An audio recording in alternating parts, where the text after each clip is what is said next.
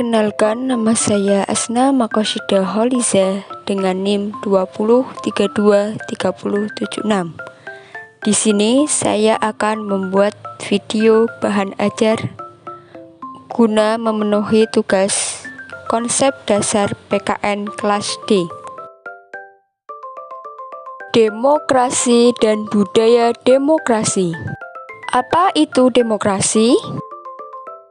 Demokrasi berasal dari bahasa Yunani demokratia yang berasal dari dua kata, demos dan kratos. Demos yang memiliki arti rakyat, kratos memiliki arti pemerintahan. Dalam demokrasi, rakyat ikut berperan dalam pemerintahan, dan semua kebijakan harus mengutamakan kepentingan dan kesejahteraan rakyat.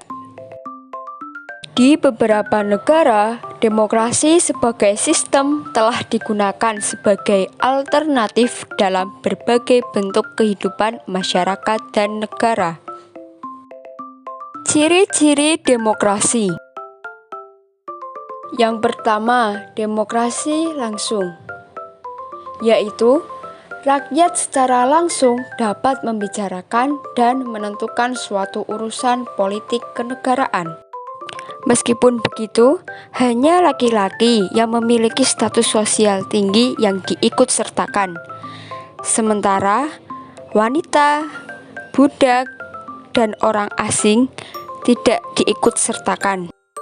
Yang kedua, demokrasi tidak langsung atau perwakilan. Maksudnya, aspirasi rakyat disalurkan melalui wakil-wakilnya yang duduk di lembaga perwakilan rakyat atau parlemen.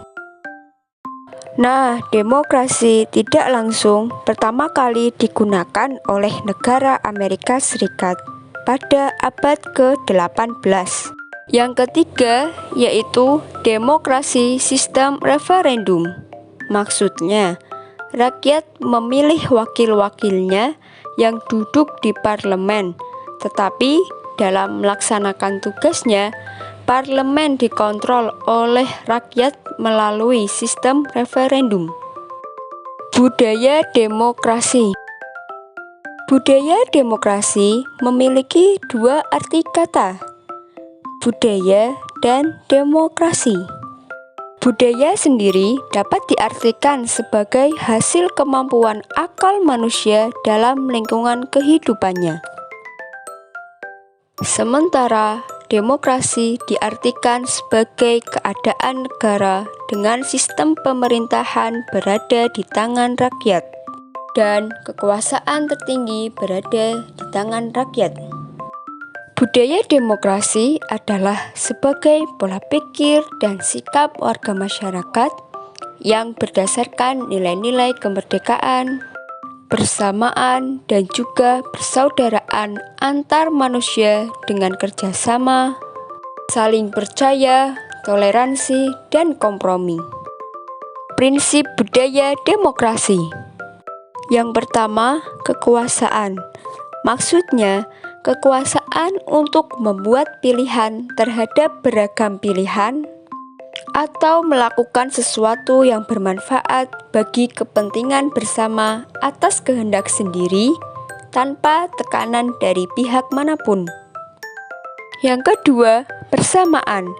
Setiap negara terdiri atas berbagai suku, ras, dan agama. Namun, dalam negara demokrasi, perbedaan tersebut tidak perlu ditonjolkan, bahkan harus ditekankan agar tidak menimbulkan konflik. Yang ketiga, solidaritas. Rasa solidaritas harus ada di dalam negara demokrasi, karena dengan adanya sifat solidaritas ini, walaupun ada perbedaan pandangan, bahkan kepentingan tiap-tiap masyarakat, maka akan senantiasa selalu terikat karena adanya tujuan bersama. Kemudian, toleransi. Toleransi sendiri adalah sikap atau sifat toleran. Bersikap toleran artinya kepercayaan, kebiasaan, kelakuan, dan sebagainya yang bertentangan atau berbeda, seperti menghargai, memberikan, membolehkan. Pendirian yaitu pendapat, pandangan dengan pendiriannya sendiri. Menghormati kejujuran. Kejujuran berarti kesediaan atau keterbukaan untuk menyatakan suatu kebenaran. Kejujuran menjadi hal yang sangat penting bagi semua pihak. Yang keenam, menghormati penalaran. Maksudnya, penjelasan mengapa seseorang memiliki pandangan tertentu, membela tindakan tertentu, dan menuntut hal serupa dari orang lain. Penalaran ini sangat diperlukan bagi terbangunnya solidaritas antar warga masyarakat demokratis. Kemudian, yang terakhir, keadaban. Maksudnya, ketinggian tingkat kecerdasan lahir batin atau kebaikan budi pekerti. Seseorang yang berperilaku beradab berarti memberikan penghormatan terhadap pihak lain yang dapat tercermin melalui tindakan, bahasa tubuh, dan cara berbicara. Prinsip-prinsip demokrasi yang bersifat universal. Keterlibatan warga negara dalam pembuatan keputusan politik. Tingkat persamaan atau kesetaraan tertentu antara warga negara. Tingkat kebebasan atau kemerdekaan tertentu yang diakui dan dipakai oleh para warga negara. Penghormatan terhadap supremasi hukum. Prinsip demokrasi yang didasarkan pada konsep rule of law. Yang pertama yaitu tidak adanya kekuasaan yang sewenang-wenang. Yang kedua yaitu kedudukan yang sama dalam hukum. Yang ketiga yaitu terjaminnya hak asasi manusia oleh undang-undang.